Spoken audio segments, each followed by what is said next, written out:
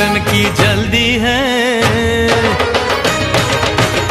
मिलन की जल्दी है, प्रेम की धीमी है रफ्तार। मेरा बस चले तो मैं तू उसकी छत पे प्लेन उतार, मजे ससुराल के लूं, महीना पूरा वहाँ गुजार। उसे लेकर लौटूं, संग लेकर लौटूं, उसे लेकर लौटूं, मैं जिसका इकलौता हकदार। पूनम